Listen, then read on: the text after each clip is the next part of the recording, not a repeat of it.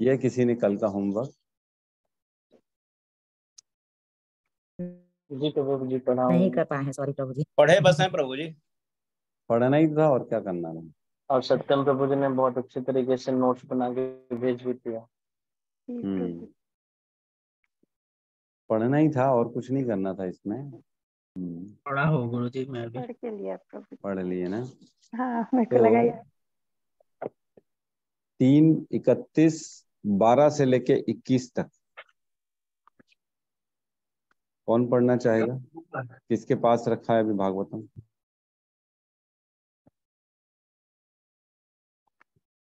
मेरे पास तो नहीं है प्रभु जी।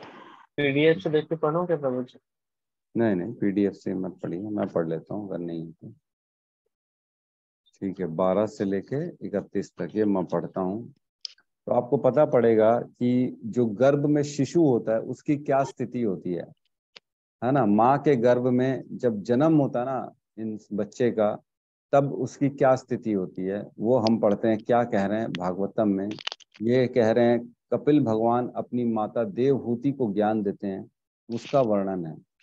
लोगों को लगता है बच्चा पैदा हो गया, वाह क्या बात है, ये तो बहुत अच्छी बात है, बधाई हो, है ना, लल्ला पैदा हो गया है हमारे घर तो लक्ष्मी आ गई है। अरे आप तो खुश हो रहे हो, लेकिन बच्चे को कितनी ज्यादा दुख हो गया है वो आप देखो। हमको पता ही नहीं, हम भूल जाते जैसे ही आते ना माया के जिस माया के आवरण में, ये भौतिक संसार में जैसे ही आता है बच्चा सब भूल जाता है क्या क्या हुआ था उसके साथ। वो आज हम दोबारा रिवाइज करते हैं कि क्या क्या हुआ था उसके साथ। तो मंगलाचरण से स्टार्ट करते हैं। ओम अज्ञानतिमिरन्दस्य ज्ञानाञ्जनशलाकया चक्षुरुन्मिलितं येन तस्मै श्रीगुरुवे नमः। नमो विष्णुपादाय कृष्णपृष्ठाय भूतले श्रीमते भक्तिवेदांत स्वामीति नामिने। नमस्ते सरस्वते देवे गौरवाणी प्रचारिणे निर्विशेष शून्यवादी पाश्चात्य देश तारिणे। जय श्री कृष्ण चैतन्य प्रभु नित्यानंद श्री अद्वैत गदाधर श्रीवासादि गौर भक्त वृंद। हरे कृष्णा कृष्णा कृष्णा हरे हरे, हरे राम राम राम हरे हरे। हरे कृष्णा।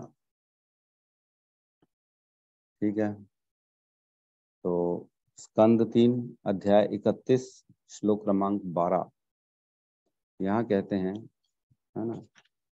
अब अंदर की बात चल रही, क्या कहता है वो गर्भ में? मनुष्य जीव कहता है मैं उन पूर्ण पुरुषोत्तम भगवान के चरण कमलों की शरण ग्रहण करता हूँ जो अपने विभिन्न सनातन स्वरूपों में प्रकट होते हैं और इस भूतल पर भ्रमण करते हैं। मैं उन्हीं की शरण ग्रहण करता हूँ क्योंकि वे ही मुझे निर्भय कर सकते हैं और उन्हीं से मुझे यह जीवन की अवस्था प्राप्त हुई है जो मेरे अपवित्र कार्यों के सर्वथा अनुरूप है।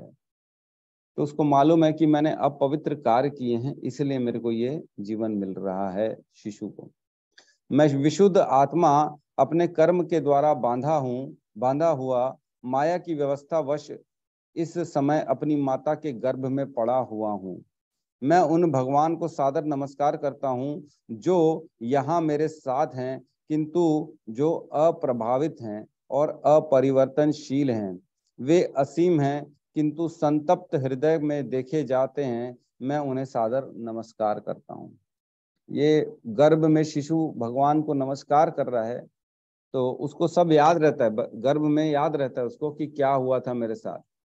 उसको पिछले जो है ना, बोलते हैं कई जो है ना भाग्यवान होते हैं तो उनको 100 जन्म तक का सब याद आ जाता है कि मैं क्या क्या किया था।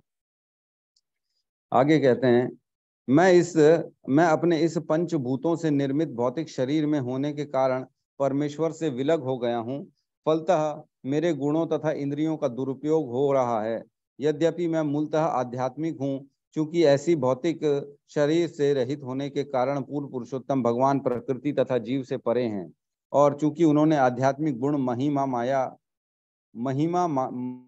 हैं, अतः मैं उन्हें नमस्कार करता हूँ। तो भगवान की स्तुतियां कर रहा है अभी वो। मनुष्य का जीव आगे प्रार्थना करता है।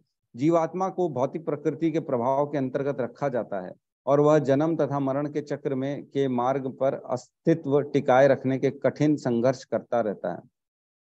यह बद्ध जीवन पूर्ण पुरुषोत्तम भगवान के साथ अपने संबंध की विस्मृति के कारण है। अतः श्री भगवान की कृपा के बिना कोई उनकी दिव्य प्रेममयी सेवा में पुनः किस प्रकार संलग्न हो सकता है, मतलब उनकी कृपा के बगैर नहीं हो सकता कुछ भी कार्य। आगे कहते हैं, पूर्ण पुरुषोत्तम भगवान की आंशिक स्वरूप अंतर्मयी परमात्मा के अतिरिक्त और कौन समस्त चर तथा अचर वस्तुओं का निर्देशन कर रहा है। वे काल की इन तीनों अवस्थाओं भूत, वर्तमान तथा भविष्य में उपस्थित रहते हैं। अतः बद्ध जीव उनके ही आदेश से विभिन्न कर्मों में रत रहता है और इस बद्ध जीवन के तीनों तापों से मुक्त होने हेतु हमें उनकी ही शरण ग्रहण करनी होगी। ये सब कौन कह रहा है? ये शिशु कह रहा है, बच्चा कह रहा है गर्भ में, है ना। ये चीज का ध्यान रखेंगे। अपनी माता के उदर में रक्त, मल तथा मूत्र के कूप में गिरा हुआ और अपनी माँ की जठराग्नि से दग्ध देहधारी जीव बाहर निकलने की व्याग्रता में महीनों की गिनती करता रहता है और प्रार्थना करता है, हे भगवान, यह अभागा जीव कब इस कारागार से मुक्त हो पाएगा। कितनी देखो उसकी स्थिति खराब है। बच्चा कहाँ बैठा हुआ है? उदर में। उदर मतलब पेट में। रक्त, मल और मूत्र के कूप में, मतलब कुआं जो है, ऐसा कुआं जिसमें खून है ना, मूत्र है, मल है, ऐसे कुएं में पड़ा हुआ है, कूप में गिरा हुआ है, वहीं रहा हुआ है। और जठराग्नि जो होती है ना, उसके बगल में जठराग्नि जो खाना पचाती है हमारे पेट में, उसकी अग्नि से वो दहकता रहता है, गर्माहट मिलती रहती है उसको, अंदर बहुत गर्मी रहती है उसको, बड़ी व्याग्र हो जाता है, मतलब सहन नहीं कर पाता बच्चा। भगवान को बोलता है, मैं कहाँ इस जो है ना जेल में आ गया हूँ, कारागार में कब मुक्त हो पाऊंगा, मैं इस कारागार से कब निकालूंगा। आगे कहते हैं, हे भगवान, आपकी अहेतु की कृपा से मुझ में चेतना आई। यद्यपि मैं अभी केवल 10 मास का हूँ, पतित आत्माओं के मित्र पूर्ण पुरुषोत्तम भगवान की इस अहेतु की कृपा के लिए कृतज्ञता प्रकट करने के हेतु मेरे पास हाथ जोड़कर प्रार्थना करने के अतिरिक्त है ही क्या। तो आखिरी समय की बात चल रही है, जब अंत काल उसका निकलने का समय आता है, उस समय वो बहुत हाथ जोड़ता है भगवान को, बोलता है मेरे पास और ऑप्शन ही क्या है, मैं हाथ जोड़ के आपसे विनती कर रहा हूँ, इस जेल से मेरे को निकालो, है ना। फिर आगे कहते हैं, अन्य प्रकार के शरीरधारी जीव केवल अंतः प्रेरणा से देखता है, वह उस शरीर के ग्राह्य तथा अग्राह्य इंद्रिय अनुभव से ही परिचित होता है, किंतु मुझे ऐसा शरीर प्राप्त है जिसमें मैं अपनी इंद्रियों को वश में रख सकता हूँ और अपने गंतव्य को समझ सकता हूँ। अतः मैं उन पूर्ण पुरुषोत्तम भगवान को सादर नमस्कार करता हूँ जिनके आशीर्वाद से मुझे यह शरीर प्राप्त हुआ और जिनकी कृपा से मैं उन्हें अंदर और बाहर देख सकता हूँ। तो जब शिशु गर्भ में होता है ना, उसको पिछले 100 जन्मों का याद आता है। नारद जी की कृपा होती है, उनको 7वें महीने में पिछले 100 जन्मों का पूरा अपने कर्म और जीवन याद रहते हैं।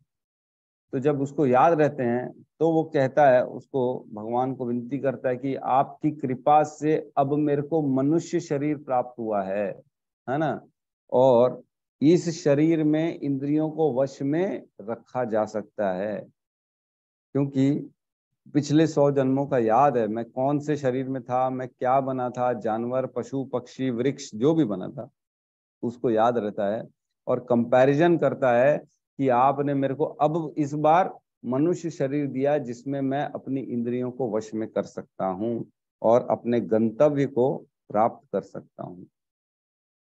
फिर आगे कहते हैं, अतः हे प्रभु, यद्यपि मैं अत्यंत दारुण परिस्थिति में रह रहा हूँ, अत्यंत दारुण, है ना, दारुण मतलब बहुत कष्टदायक,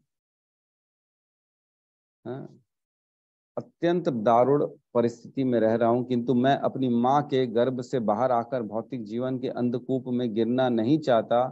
देव माया नामक आपकी बहिरंगा शक्ति तुरंत नवजात शिशु को पकड़ लेती है और उसके पश्चात तुरंत ही झूठी पहचान की स्थिति प्रारंभ हो जाती है, जो निरंतर जन्म तथा मृत्यु के चक्र में का प्रारंभ है। उसको आध्यात्मिक ज्ञान है क्यों? क्योंकि उसको 100 जीवन पूरे याद है, उसको मालूम है। नारद जी आते हैं, उसको सब बताते हैं, सब ज्ञान होता है कि मैं बाहर आऊंगा तो मेरे को माया पकड़ लेगी और जन्म मृत्यु के चक्र में फंस जाऊंगा मैं, है ना। आगे कहते हैं, अतः और अधिक शुद्ध ना होकर मैं अपने मित्र विशुद्ध चेतना की सहायता से अज्ञान के अंधकार से अपना उद्धार करूंगा। केवल भगवान श्री विष्णु के चरण कमलों को अपने मन में धारण करके मैं बारंबार जन्म तथा मृत्यु के लिए अनेक माताओं के गर्भ में प्रविष्ट होने से बच सकूंगा।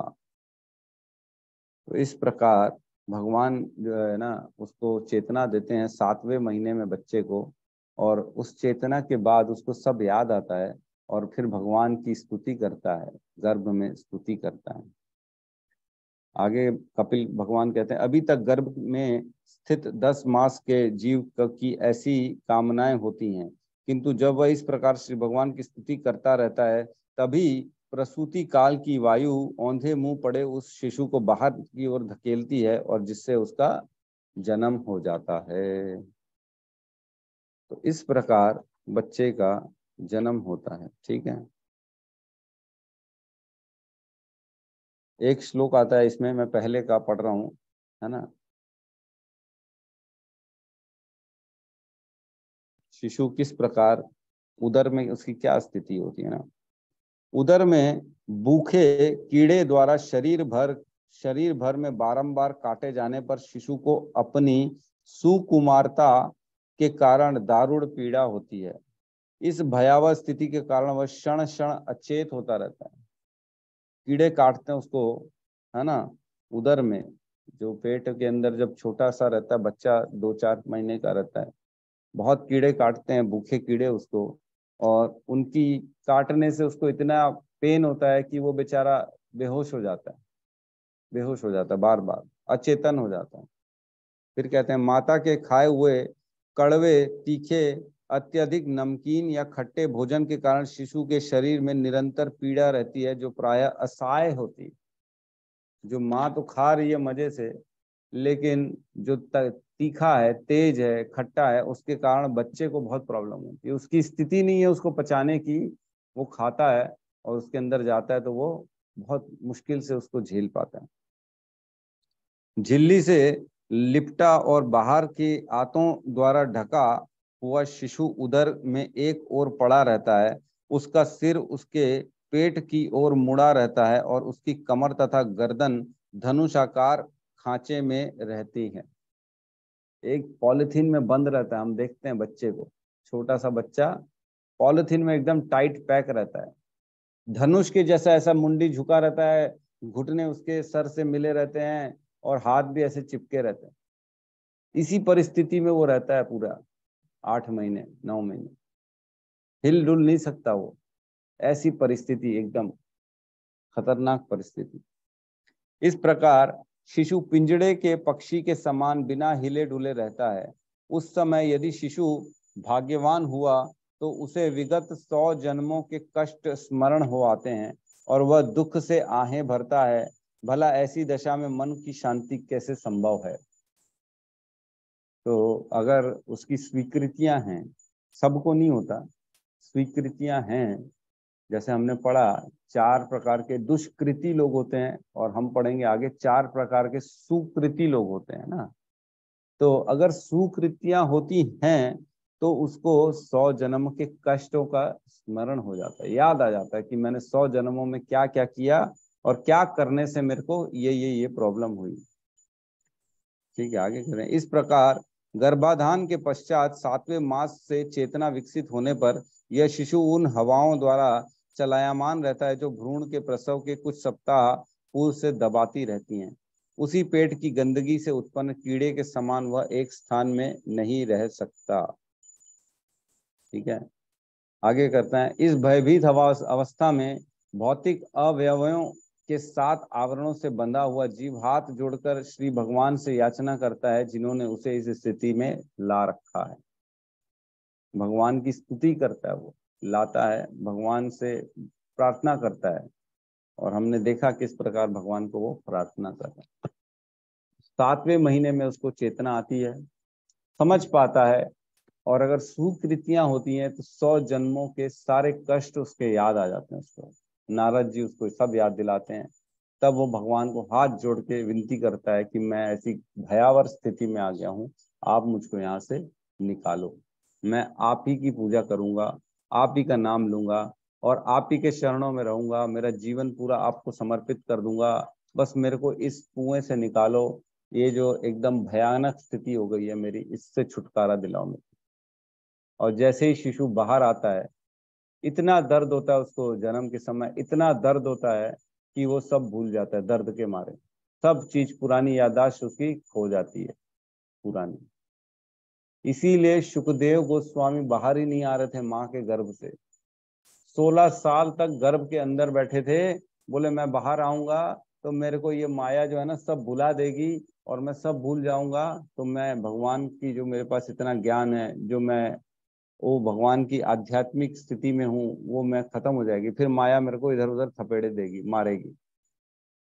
फिर भगवान आए। जब स्वयं व्यास देव जी ने प्रार्थना की तो भगवान आए। भगवान ने उनको आशीर्वाद दिए सुखदेव गोस्वामी को, नहीं तुमको माया छू नहीं पाएगी, तुम आ जाओ बाहर, मेरी तुम पे कृपा रहेगी।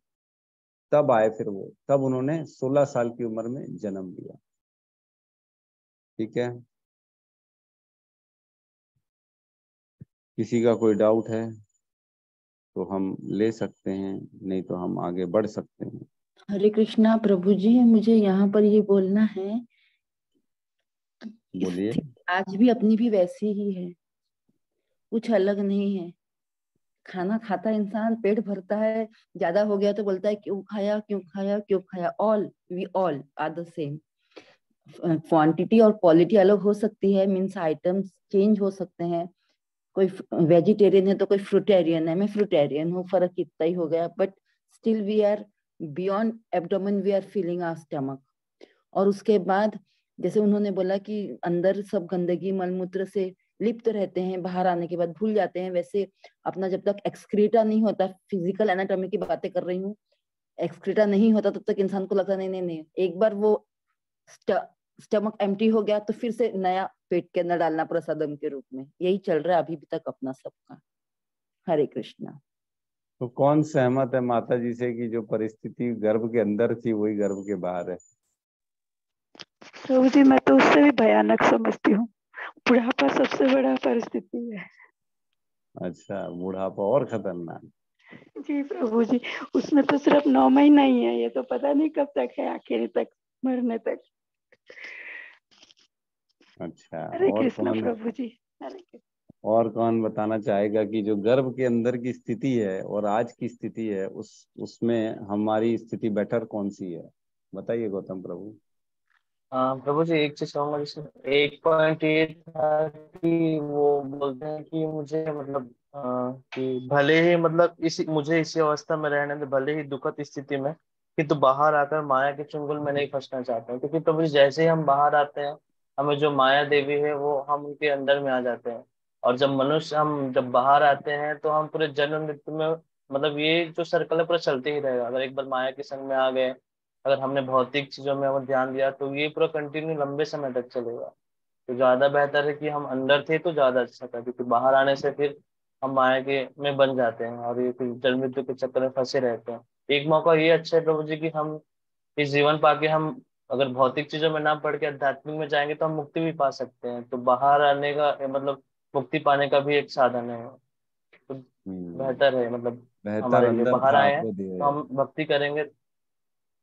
हाँ मतलब बाहर अभी है तो भी बेहतर है प्रभु जी। अगर हमारी स्मृति भगवान की अगर कृपा रही, तो हम अभी मनुष्य जीवन मिला है तो हम इस भवबंधन से मुक्ति पा सकते हैं, भगवान के धाम पा सकते हैं। क्योंकि मनुष्य जीवन मतलब एक अवसर है बहुत बड़ा, जो बहुत लाखों समय करोड़ों समय के बाद हमें प्राप्त होते हैं।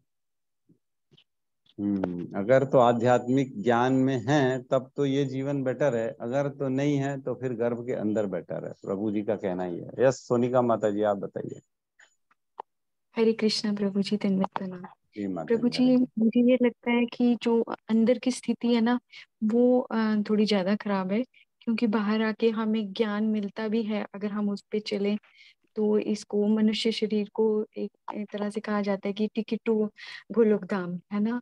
हम चाहें तो हम इसको अच्छी तरह से यूटिलाइज करके हम गोलोक धाम जा सकते हैं, लेकिन गर्भ में रह के ऐसा नहीं हो सकता। तो इसलिए मुझे लगता है कि बाहर आके बेटर है, बस हम माया से बचे रहें। हरे कृष्णा।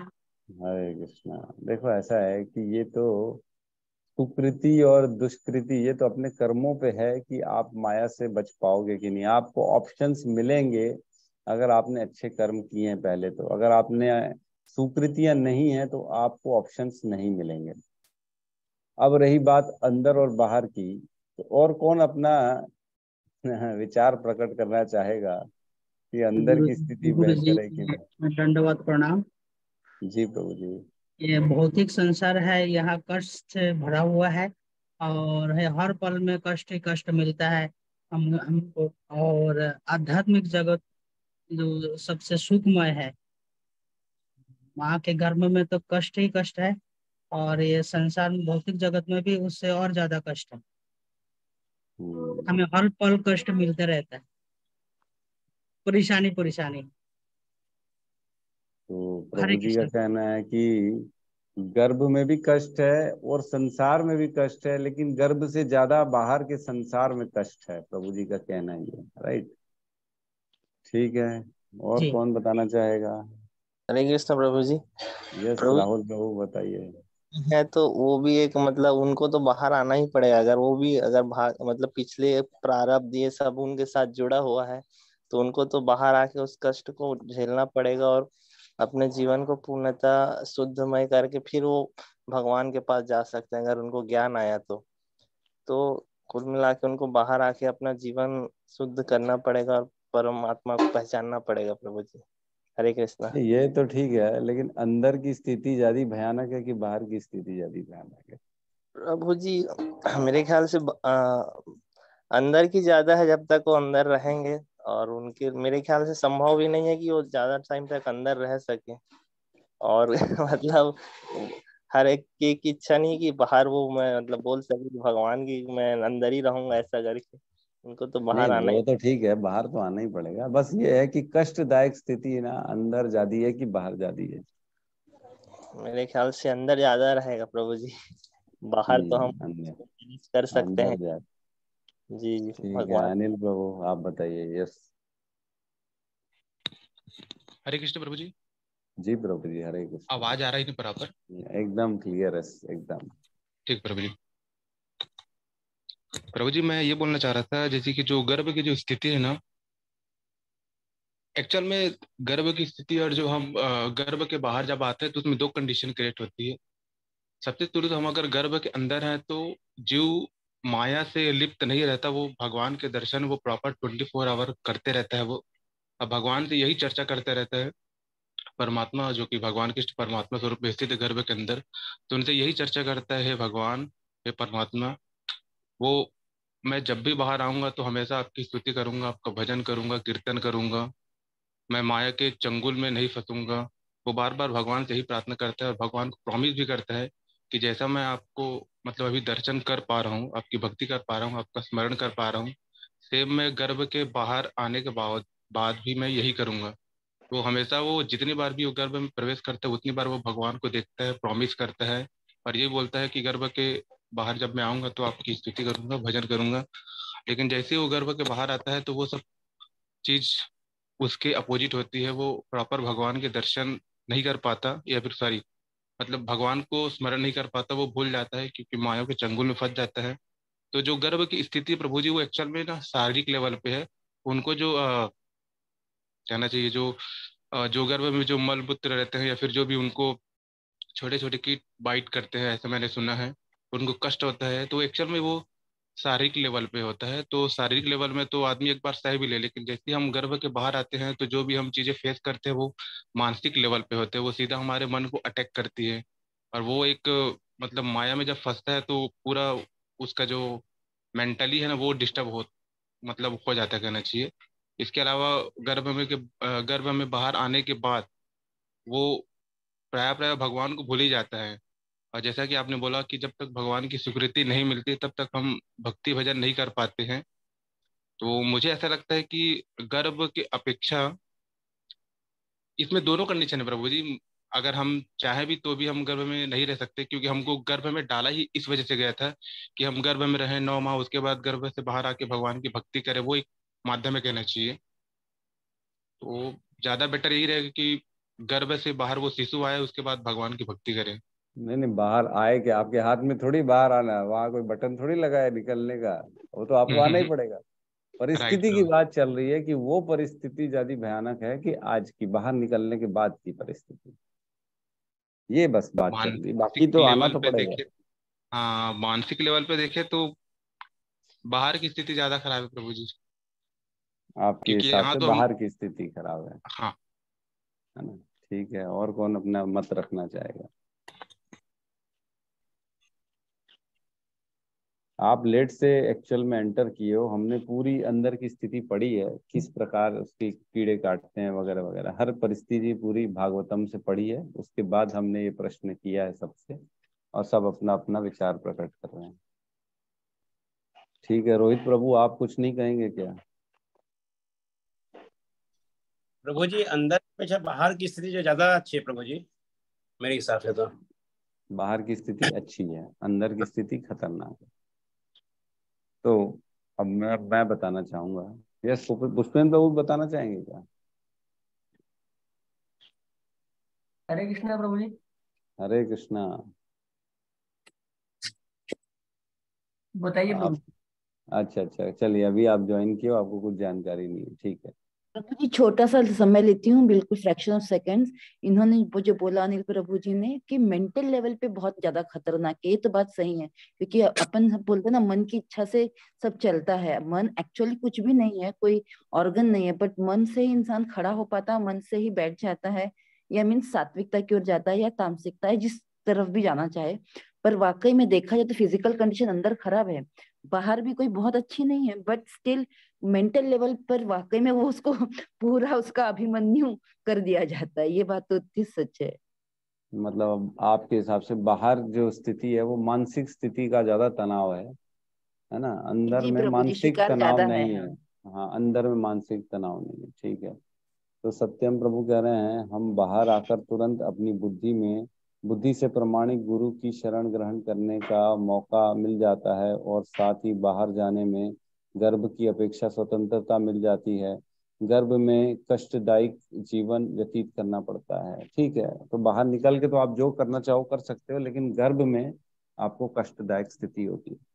तो देखिए, एक बात बता दूं मैं आपको, आप सबके जितने भी कमेंट आए ना, इसमें आपने एक चीज को ध्यान नहीं दिया है, वो ये है कि हम बाहर आके ना सब भूल जाते हैं, हमारे अंदर की परिस्थितियों को हम भूल गए। जैसे ही माया ने बाहर भेजा, हम सब भूल चुके हैं अंदर हमारे साथ क्या क्या हुआ है, ठीक है।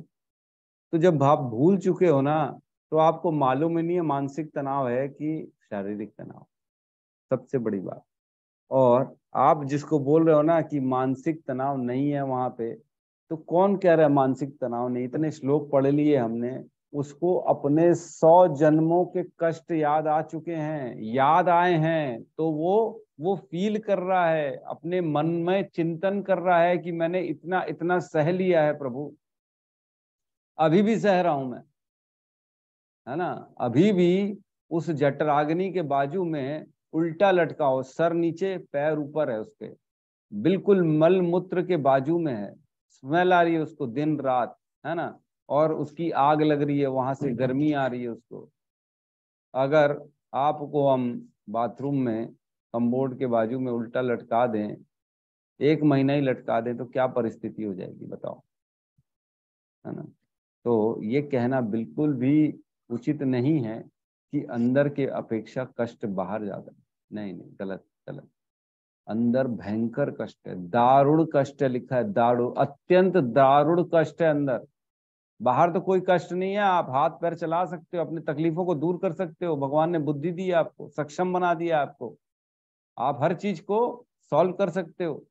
अंदर कुछ नहीं कर सकते हो, हाथ पैर पूरे झिल्ली में बंधे हुए, एकदम ऐसा रैपर की तरह चारों तरफ रैप किया हुआ है, ना हाथ हिला सकता है, ना पैर हिला सकता है, ना मुंह हिला सकता है, कुछ नहीं कर सकता। कीड़े काट रहे हैं तो भी कीड़ों को दूर नहीं कर सकता। आज मच्छर काटते तो आप हटा सकते हो कि नहीं हटा सकते हो? हैं, वहां नहीं हटा सकते हो। काटेगा तो काटते ही रह जाएगा, आप क्या कर लोगे, कुछ नहीं कर सकते हो। बहुत स्थिति खराब होती है अंदर। जन्म इज वेरी वेरी पेनफुल। हम एक्चुअल में सब भूल चुके हैं, हमको नहीं मालूम है, लेकिन जो हमारे आचार्य हैं, जो गुरुजन हैं, वो कहते हैं जन्म इज वेरी पेनफुल। प्रभुपाद कहते हैं जन्म लेना अपने आप में बहुत बड़ा कष्ट है ना। आप उसको ऐसा मत समझो बच्चा आ गया, लल्ला आ गया तो खुश हो रहे हैं, पार्टी मना रहे हैं। अरे वो इतने कष्ट सह के आया, इतनी तकलीफ सह के आया है, इसमें पार्टी मना रहे हो। तो अंदर की स्थिति बहुत भयानक, बहुत ज्यादा भयानक है। आदमी रोता है, गिड़गिड़ाता है भगवान के सामने, मेरे को कैसे भी करके यहाँ से निकालो। आपकी मैं दिन रात स्तुति करूंगा, आपकी दिन रात भक्ति करूंगा, मैं छोड़ूंगा नहीं आपकी शरणागति, आप मेरे को बस यहाँ से बाहर निकाल दो। ये परिस्थिति होती है। हम कितना भगवान को याद करते हैं, जब दुख आता है 1 दिन 2 4 दिन 5 दिन याद करके फिर जब चला जाता है दुख छोड़ देते हैं। लेकिन वहां लगातार दुखी दुख है, लगातार। एक पल के लिए भी, एक क्षण के लिए भी रिलीफ नहीं है। बेहोश हो जाता है, कीड़े काटते इतना दर्द होता है, बेहोश हो जाता है बच्चा, फिर होश आता है, फिर कीड़े काटते हैं, इतनी तकलीफ होती है माँ के खाए हुए चीजों का, फिर बेहोश हो जाता है, होश ही नहीं रहता। ये परिस्थिति होती है उसकी।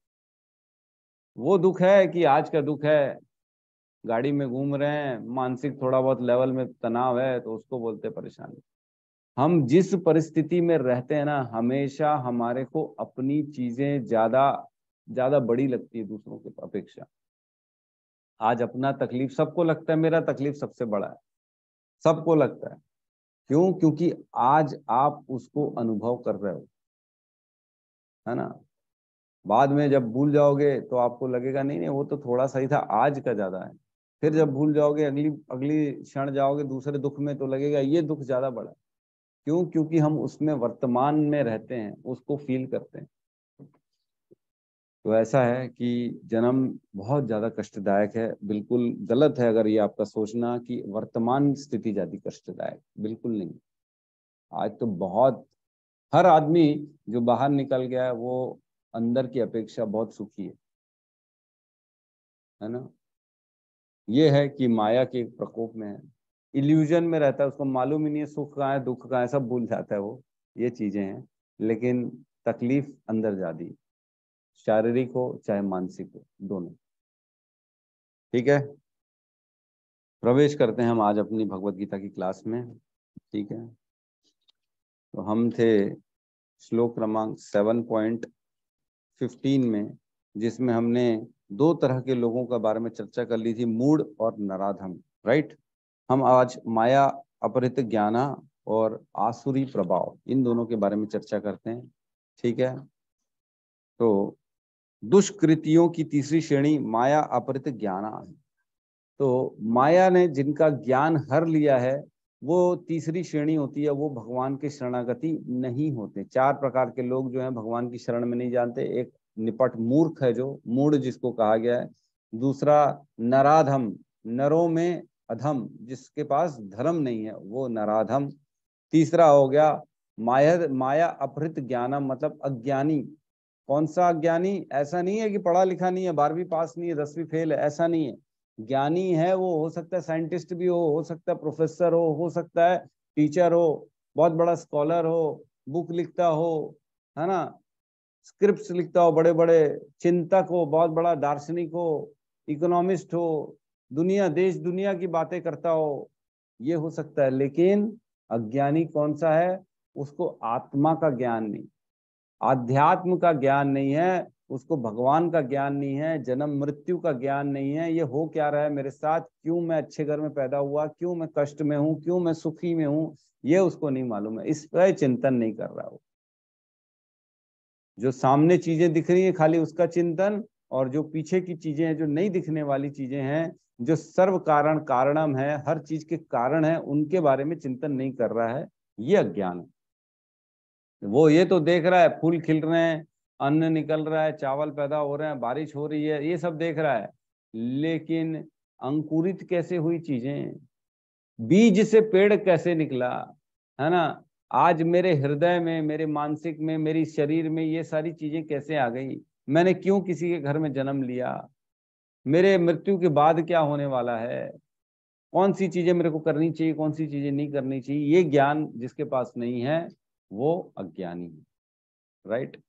तो माया जो होती है ना, ये ज्ञान देती है, आपको ऐसे लेवल में पहुंचा देती है, आपको लगता है कि मैं तो वाओ, मैं तो सबको बताने वाला हूँ, मैं बहुत ज्यादा पढ़ा लिखा हूँ, मेरे से ज्यादा पढ़ा लिखा कोई है ही नहीं, मैं इनका मुंह बंद करा दूंगा, प्रभु जी मेरे को भेजो आप, मैं डिबेट करूंगा, है ना? स्कूलों में आता है टीचर, कई लोग बोलते हैं अरे मेरे को भेजिए, मेरे को नॉलेज है, इकोनॉमिक्स का नॉलेज है, मेरे को जीके का नॉलेज है, मेरे को साइंस का नॉलेज है, मैथ्स का नॉलेज है, मैं इनका मुंह बंद करा दूंगा।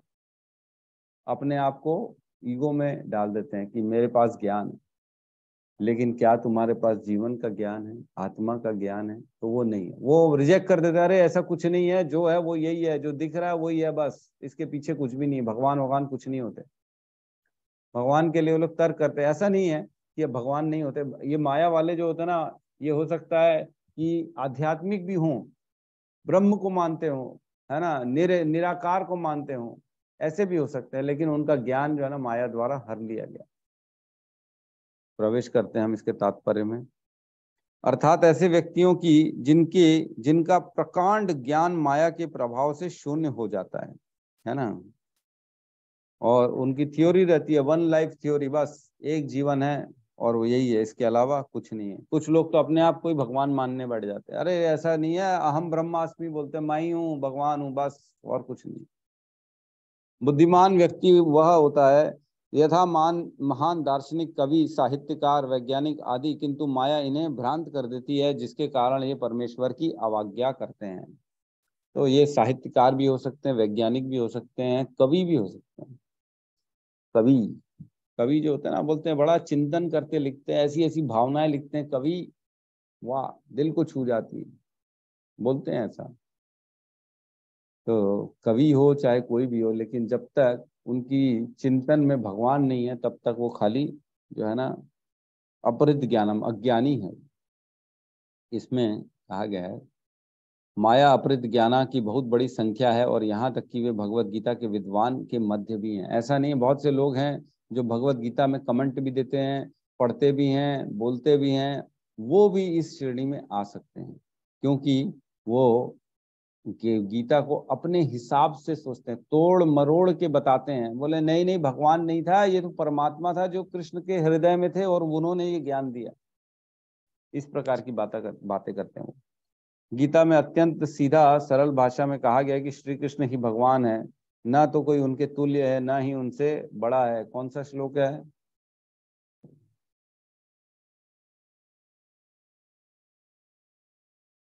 दस बार बताया सबको। प्रभु जी वो है क्या, आचरित श्रेष्ठ? नहीं, आचरित श्रेष्ठ नहीं, वो तो लीडरशिप के ऊपर है। सत्ते पे सत्ता, सबसे बड़ी सत्ता, मतः परतरम न अन्यत् किश्चित अस्ति धनंजय। सत्ते पे सत्ता, याद रखना सबको, सत्ते पे सत्ता, सबसे बड़ी सत्ता, भगवान की सत्ता, कृष्ण की सत्ता। ठीक है, तो सीधा भाषा में, सरल भाषा में कृष्ण कहते हैं कि मैं ही भगवान हूं, ना तो उनके कोई तुल्य है, ना ही उनसे कोई बड़ा। भगवान ने बोला मत पर तरम ना अन्यत किश्चित अस्ति सन, मेरे से बड़ा कोई है ही नहीं, किश्चित अस्ति धनंजय। वे समस्त मनुष्यों के आदि पिता, ब्रह्मा के भी पिता बताए गए हैं। वास्तव में वे ब्रह्मा को ही नहीं अपितु समस्त जीव योनियों के भी पिता हैं। वे निराकार ब्रह्म तथा परमात्मा के मूल हैं, और जीवन में स्थित परमात्मा उनका अंश है। वे सबके उत्स हैं, उत्स मतलब सोर्स, उत्सर्जन करने वाले, और सबों को सलाह दी जाती है कि उनके चरण कमलों में शरणागत बने। इन सब कथनों के बावजूद माया अपरित ज्ञाना भगवान को उपहास करते हैं और उन्हें एक सामान्य मनुष्य मानते हैं। ठीक है, तो मनुष्य आजकल के एजुकेशन से यही सब सीखता है।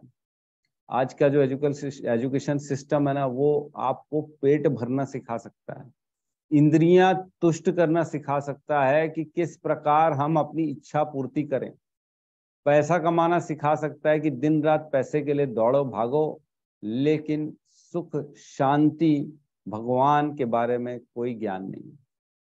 डिप्रेशन में डाल देता है आजकल का एजुकेशन सिस्टम बच्चों को। थोड़ा कुछ होता नहीं है तो वो जो है ना, मैं टूट गया, मैं हार गया, मैं कोई करने के लायक नहीं हूँ, और आत्महत्या कर लेते हैं। अभी 4-5 दिन पहले ही एक पेपर में आया था, एक लड़के ने आत्महत्या कर ली। उसका पिता जो है ना IAS है और माता उसकी डॉक्टर है, गायनाकोलॉजिस्ट, पेपर में आया था। तो उनका प्रेशर ये था बच्चे के ऊपर, हमारी स्थिति जो है ना, तुम भी वैसे ही कुछ करो।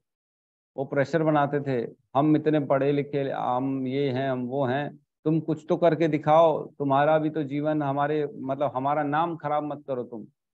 इस तरह का प्रेशर बना बना के बेचारा बच्चा जो है ना, उसने फाइनली आत्महत्या कर ली। 24 साल का बच्चा था, नहीं 20 साल का था, सॉरी 24 साल का नहीं था, 20 साल का। उसने आत्महत्या कर ली कि मैं आप लोगों के जो है ना एक्सपेक्टेशन के हिसाब से कुछ कर नहीं पाया, खरा नहीं उतर पाया, तो मैं ये जीवन त्याग रहा हूँ। ये स्थिति आज के माँ बाप को तक नहीं मालूम है कि करना क्या है। वो भी प्रेशर बना रहे हैं कि नहीं तुम बस पढ़ो, तुम्हारे ऊपर भी लेवल लगा रहना चाहिए, IAS का, डॉक्टर का, इंजीनियर का। इन सब से कुछ नहीं होता। जीवन का सक्सेस और जीवन का फेलियर जो है ना, ये टैग डिसाइड नहीं करते हैं। आज की डेट में जो है ना, जो सबसे ज्यादा पढ़ा लिखा है ना, डॉक्टर इंजीनियर बन जाते हैं, IIT कर लेते हैं, वो जाके किसी कंपनी में नौकरी करते हैं। जो कम पढ़ते हैं, MBA करते हैं, वो उस कंपनी के CEO बन जाते हैं, डायरेक्टर बन जाते हैं, मैनेजर बन जाते हैं, मतलब इंजीनियर से ऊपर वाली पोस्ट हो गई उनकी, ठीक है। और जो कम पढ़े लिखे होते हैं ना, वो अपने बाप की बड़ी कंपनी में जाके बॉस का रोल निभाते हैं। वो और कम पढ़े ना, उसके नीचे फिर आ गया वो MBA भी आ गया, और उसके नीचे इंजीनियर भी आ गया। मतलब कम पढ़ा लिखा वाला मालिक, उससे थोड़ा ज्यादा पढ़ा लिखा वाला MBA वाला, उसी के नीचे मैनेजर, और उससे भी ज्यादा पढ़ा लिखा वाला इंजीनियर उसके नीचे, और इस प्रकार का काम है।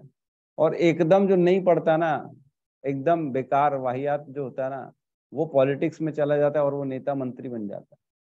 वो इन सबको हैंडल करता है। अब उसके नीचे आ गए, बताओ क्या हो रहा है, पढ़ लिख के क्या कर रहा है आदमी, इनकी नौकरी कर रहा है।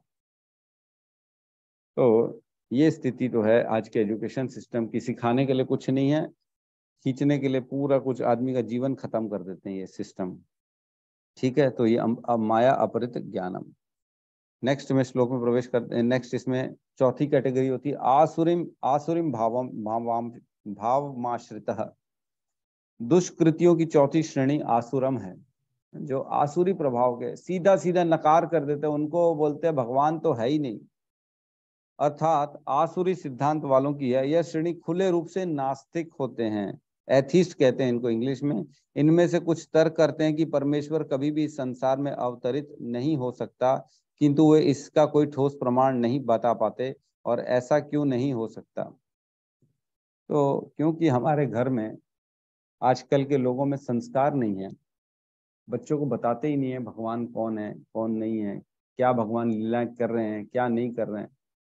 इसलिए वो बेचारे बच्चे जो होते हैं ना, उनको कुछ मालूम नहीं होते हैं, तो बहकावे में आ जाते हैं, जैसा लोग बोलते हैं वैसा मानते हैं। जैसे कि अभी केरला स्टोरी बड़ी हाईलाइट हुई पिक्चर, जिसमें लड़कियों का ब्रेन वॉश कर दिया गया, क्योंकि इनको मालूम ही नहीं है। वो बोलते हैं हाँ हाँ ठीक है भगवान कोई नहीं है, वो बोलती है शिव, मेरे ख्याल से शिव भगवान है, वो बोलती है शिव भगवान नहीं है। जो मोहम्मदन होती है बोलती है शिव भगवान नहीं है, क्योंकि वो तो रोते हैं अपनी बीवी के जाने पर। तो वो भी, ये लोग भी बेचारी फिर उसकी अल्लाह को मानना चालू कर देते हैं, क्योंकि इनको कुछ नॉलेज नहीं है, इसलिए इनका ज्ञान जो है ना बेचारों को इधर उधर डाइवर्ट कर दिया जाता है। लेकिन जब आपको ज्ञान रहेगा, जब हमारे घर में ये सबका दायित्व होगा, हम बताएंगे कि ये स्थिति है, ये भगवान है, हमको ये कल्चर फॉलो करना है, ये करना है, इस प्रकार पूजा करनी है, तो वो फिर उनको कोई भी डाइवर्ट नहीं कर सके। तो जैसे कहते हैं ना, वर्ण आश्रम जो होता है ना, वर्ण संकर जो होता है, वर्ण संकर में क्या होता है, एक वर्ण के नहीं होते। जैसे ब्राह्मण किसी शूद्र से शादी कर ले, शूद्र ब्राह्मण से शादी कर ले, तो माता पिता के कल्चर अलग अलग होने के कारण बच्चा जो होता है ना, वो वर्ण संकर उत्पन्न हो जाता है, वो दोनों को नहीं मानता। बोलता है यार ये कुछ बोलती है, वो कुछ बोलते हैं, मेरे पिताजी बोलते हैं पूजा करो, मेरी माता बोलती है काम करो, पूजा से कुछ नहीं होता। तो बोलता है कुछ नहीं होता, भगवान भगवान कुछ नहीं है, मैं अपने हिसाब से नए सिद्धांत बना देता है वो। तो इसलिए फिर वो एथिस्ट पैदा हो जाते हैं, वो लोग भगवान को मानते ही नहीं। ठीक है।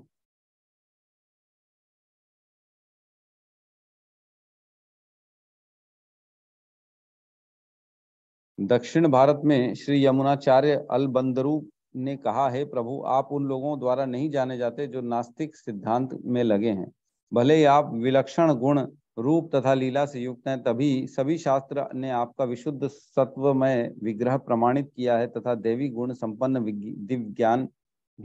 दिव्य ज्ञान के आचार्य भी आपको मानते हैं। तो सब लोग मानते हैं, लेकिन सिर्फ और सिर्फ एथिस्ट लोग नहीं मानते हैं। पढ़े लिखे जिन्होंने इतने इतने ग्रंथ लिखे, आचार्य लोग जिन्होंने पूरा जीवन छोड़ दिया, वो मानते हैं, लेकिन बाकी लोग नहीं मानते, रिजेक्ट कर देते हैं।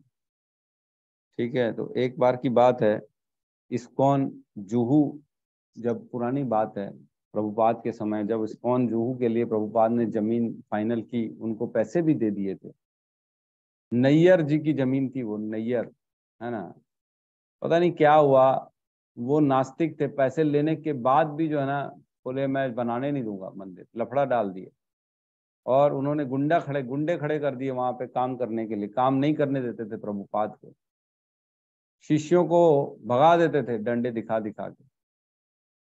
और इस प्रकार जो है ना वो भगवान पे बिलीव ही नहीं करते थे। तो ये घटना जब हुई, तब उनके फेवर में, प्रभुपाद के फेवर में एक वर्मा करके थे, AK वर्मा ऐसा कुछ नाम था, वो आते थे, गन लेके खड़े रहते थे कि मैं आपकी रक्षा करूंगा और आपके भक्तों की रक्षा करूंगा, और अपने घर में ऊपर भक्तों को रहने के लिए भी जगह देते थे, क्योंकि नैयर उनको मारने के पीछे पड़े थे और ये बचाने के पीछे पड़े थे। रात रात भर गन लेके खड़े रहते थे वो वर्मा जी, और रक्षा करते थे मंदिर निर्माण का। और देखा गया कि जो नैयर जी थे, उनकी बहुत ही जल्दी जो है ना हार्ट अटैक आके उनकी मृत्यु हो गई थी।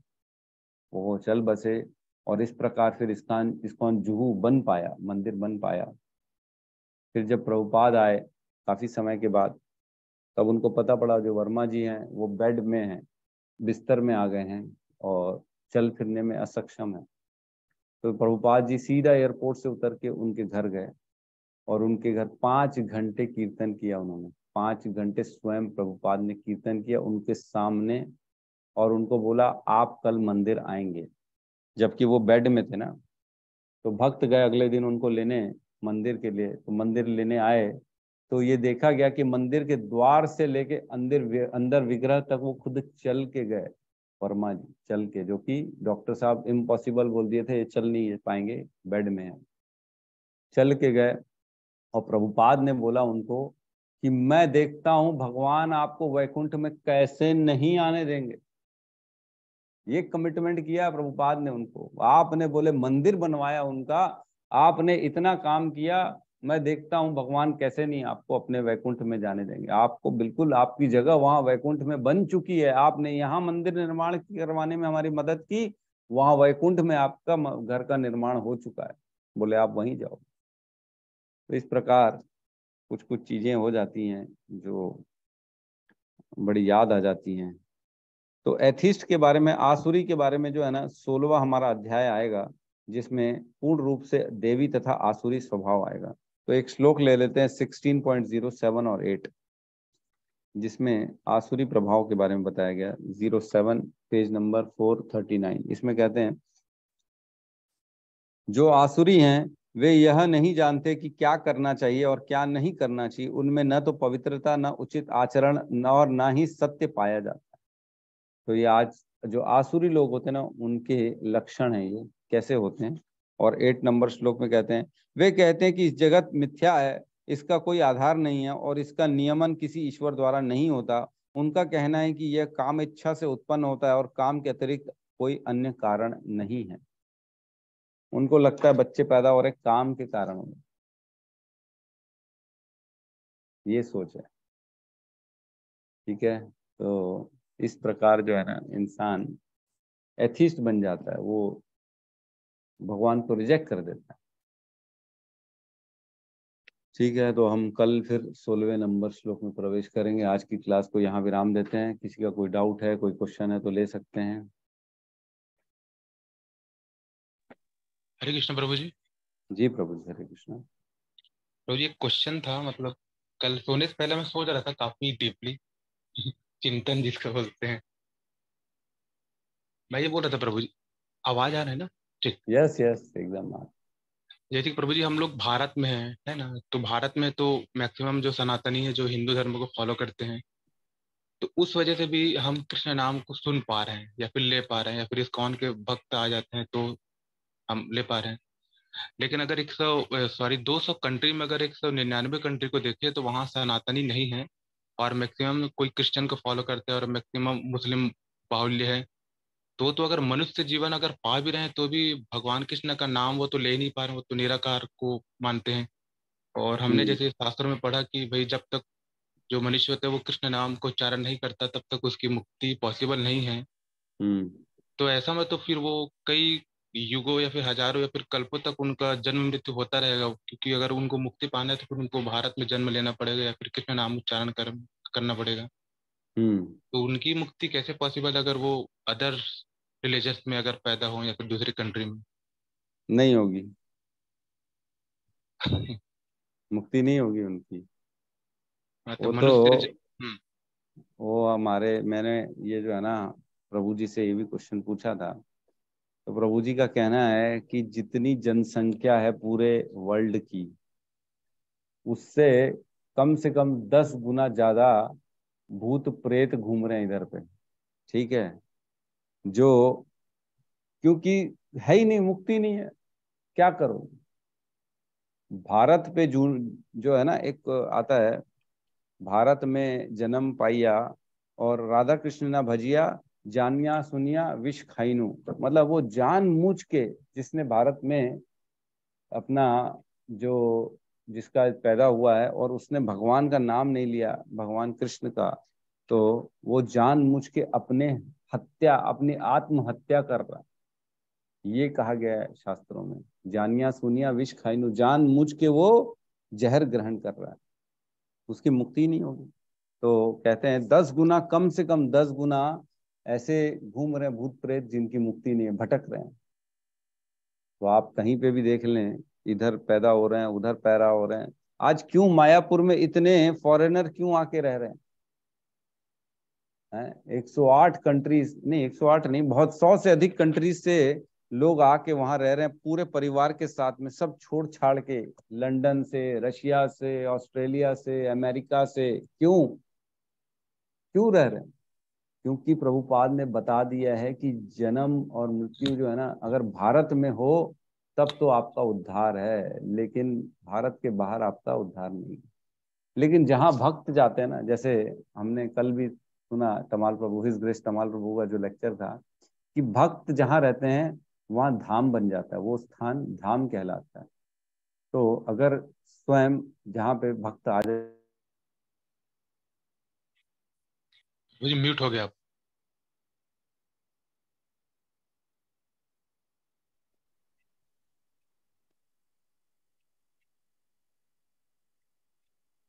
ठीक है, तो आवाज आ रही है।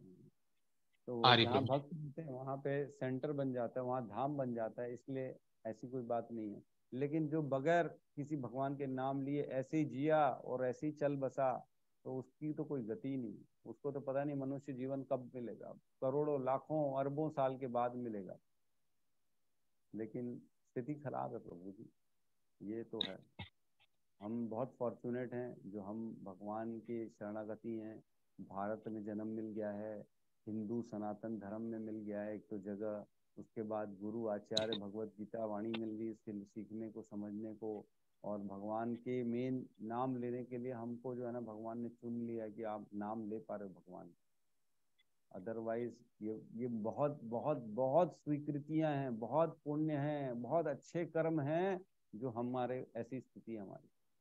भगवान कहते हैं ना, मनुष्या नाम सहस्त्रेषु किश्चित यतिथि सिद्धये, यतताम अपि सिद्धानाम किश्चित वेति तत्वतः। मतलब वॉइस कम आ रही है, ठीक है। तो किश्चित वेति तत्व तत्वता, मतलब हजारों हजारों लाखों में से कोई प्रयत्न करता है और उन प्रयत्न करने वाले हजारों लाखों में से कोई एक सिद्धि प्राप्त कर पाता है। तो हर किसी के बस की बात नहीं है। ये बहुत विचित्र स्थिति में फंसे हुए हैं। आप गहराई में जाएंगे ना तो तब समझ में आएगा कि हम कहाँ फंसे हुए।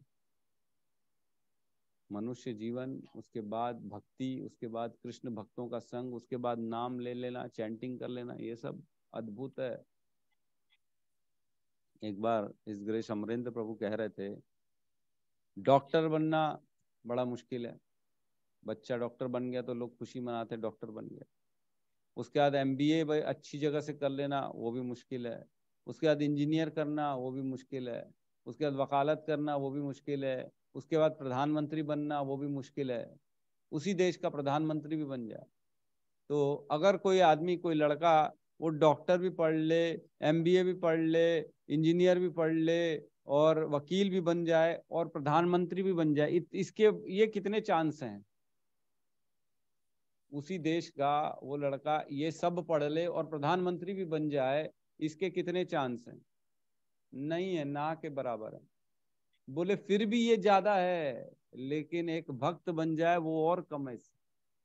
मनुष्य रूप में कोई भक्त बन जाए भगवान का, वो इससे भी दुर्लभ है। ये तो फिर भी हो सकता है, लेकिन वो और दुर्लभ है। ये परिस्थिति है प्रभु जी। तो भगवान की भक्ति करना और मुक्ति पाना बहुत दुर्लभ है। बाकी सारे लोग भटक रहे हैं, बोलते हैं जितनी पृथ्वी की जनसंख्या उससे 10 गुना तो ज्यादा प्रेत योनियां घूम रही हैं यहाँ पे, हमको दिख नहीं रहे, भूत प्रेत के रूप में। उद्धार ही नहीं है। जितने लोगों में अंतिम संस्कार नहीं है, कोई प्रॉपर प्रोसीजर फॉलो नहीं हो रहा, कि जो जो लिखा है, आपने खुद ने मेरे को दिया था गरुड़ पुराण, उसमें लिखा हुआ है पिंडदान करना अति आवश्यक है। पिंडदान नहीं होता तो उसको मोक्ष नहीं मिलता, मुक्ति नहीं मिलती। तो कैसे मिलेगी उनको मुक्ति? भटक रहे हैं बेचारे। जब तक अनेक अनेक जन्मों के बाद कोई उनके घर में भगवान का नाम लेने वाला भक्त नहीं पैदा हो जाता, तब तक उनका उद्धार नहीं होता। समझे? ये परिस्थितियां, फंसे हुए हैं। और प्रभु जी इसके अलावा जैसे कि पूरे अगर पृथ्वी में देखें या फिर हमारे आसपास के क्षेत्र में जितने भी पेड़ पौधे, मैं जैसे ऊपर छत में देखता हूँ कम से कम 30-35 प्रकार के पौधे हैं। ये तो केवल एक घर की बात है। प्राय हर घर में मतलब बहुत सारे गमले होते हैं, बहुत सारे पौधे होते हैं, छोटे छोटे, जो हम देख पाते हैं नहीं देख पाते हैं। मतलब वैसे में तो एकदम करोड़ों खरबों की संख्या में चली जाएगी। मतलब अगर पौधों की संख्या देखें और हर एक पौधे में मतलब एक जीवात्मा का वास होता है। ये तो होगी पादप की संख्या की बात। इसके अलावा जीव जंतु जो जल में रहते हैं या फिर जो रेंगते हैं, उड़ने वाले, मतलब वो तो बहुत सारे हो जाएंगे प्रभु जी, करोड़ों खरबों में आ जाएंगे। मतलब इन लोग सब कहना चाहिए भोग योनि में घूम रहे, कहना चाहिए। करोड़ों अरबों नहीं, उससे भी और अरबों अरबों अरबों अरबों अरबों अरबों, इतनी बड़ी संख्या वो। राइट प्रभु जी। हम आप जब माइक्रोस्कोप में, कई आप तो एमआर हो, आप तो सब जानते हो, जी इतने छोटे छोटे कीटाणु होते हैं जो इन्फेक्शन फैला देते हैं हमारे अंदर में। बुखार आता है, क्यों आता है? बोले इन्फेक्शन आ गया आपके अंदर में। तो इन्फेक्शन क्या है? वो करोड़ों अरबों की संख्या में जो छोटे छोटे कीटाणु हवा के माध्यम से हमारे अंदर चले गए और वो बैठ गए वहां पे, और वो उन्होंने गंदगी फैला दी, तो वो इन्फेक्शन हो गया। तो वो जो करोड़ों संख्या में अंदर गए, वो कौन है? वो भी तो जीव है, उनमें भी जी। तो आत्मा है। वो कैसे रह रहे हैं? वो कोई डेड डेड मैटर तो नहीं है, वो लिविंग है। तो ये सारे, आप घास देख लो, एक घास का गार्डन देख लो, कितनी घास है, उसमें कितनी आत्माएं होंगी? अनेकों करोड़ों अरबों, उससे अरबों अरबों, मतलब इनटू कोई गिनती नहीं है जिसकी हम, हमारी बुद्धि खत्म है जहाँ पे। ये परिस्थिति है। उनमें से हम एक हैं जिनको मनुष्य योनि मिली। ये सच है। तो उनकी मुक्ति तो प्रभु जी पॉसिबल ही नहीं है, खासकर इस जन्म में अगर देखा जाए। वो अभी पौधे बने हैं, फिर उसके बाद उच्च योनि में जाएंगे, फिर लास्ट उनको गाय का योनि मिलेगा, उसके बाद मनुष्य का योनि मिलेगा। अगर वो अफ्रीका में चले गए या फिर किसी मुस्लिम कंट्री में चले गए, तब तो कृष्ण नाम तो ले ही नहीं सकते, तो वो फिर से वो रिपीट होगा, इकोसिस्टम बन जाएगा, बिल्कुल आना होगा। जाना आना जाना। जी बिल्कुल होगा। ये तो है। आदमी जो है ना, उस दिन तभी तो प्रभु प्रभु जी बता रहे थे ना, इस ग्रेस प्रशांत मुकुंद प्रभु, मनुष्य योनि जो है ना, एक जैसे समंदर का किनारा है, उसमें रेत है, इतनी सारी रेत होती है, आप कभी भी गए होंगे गोवा विशाखापट्टनम, कितनी रेत होती है किनारे में। उन रेत में एक कण जो है ना, रेत का एक कण वो मनुष्य योनि का कण है, बाकी सारी अनेक दूसरी योनियों के कण है। तो वो एक कण किसी को मिल जाए, इसके कितने चांस हैं? इतने ही चांस है इंसान को, मतलब मनुष्य योनि मिलने की, आत्मा सेम इतने ही चांस। और उसके बाद भी भक्ति मिल जाए, उसके बाद भगवान की शरणागति मिल जाए, भक्तों का संग मिल जाए, ये तो दुर्लभ है, अत्यंत दुर्लभ है, ना के बराबर है, बिल्कुल नेक्स्ट टू इम्पॉसिबल है। तो इसीलिए तो कहते हैं मनुष्य जन्म पाइबा, मतलब भगवान के अगर नाम नहीं लोगे तो आप अपना आत्महत्या करने वाले कहलाओगे। भगवान का नाम लेना अत्यंत आवश्यक है, और अपना मुक्ति पाना आप ही की जिम्मेदारी है। समझो इन चीजों को कि कितना जरूरी है इस जन्म मृत्यु के चक्कर से निकलना, नहीं तो फंस जाएंगे फिर दूसरी योनियों में। खेल लगे करोड़ों साल अरबों साल के बाद दूसरी एक बार फिर मनुष्य योनि मिलेगी, तब तक क्या होगा, और उस जन्म में पता नहीं क्या होगा, हमको मिलेगी कि नहीं भक्ति, मुक्ति मिलेगी कि नहीं, पता नहीं क्या होगा। इसलिए ये बहुत अच्छा स्वर्ण अवसर यही है, आज अभी इसी समय भक्ति में लगो, माला करो, भगवत गीता भागवतम पढ़ो, नहीं तो निकल जाओगे फिर से दूसरी योनियों में फंस जाएंगे। जी प्रभु, हरे कृष्ण। हरे कृष्ण। आत्मघाती, यस आत्मघाती हैं। ठीक है, तो समय हो गया है, आज के क्लास को हम विराम देते हैं यहाँ पे। सब मिलकर हरे कृष्ण महामंत्र का जाप करेंगे, ठीक है। हरे कृष्णा हरे कृष्ण हरे कृष्ण कृष्ण हरे हरे, हरे राम राम राम हरे हरे। जगत गुरु शील प्रभुपाद की जय जय जय गौर प्रेमानंदे, हरि हरि हरि बोल।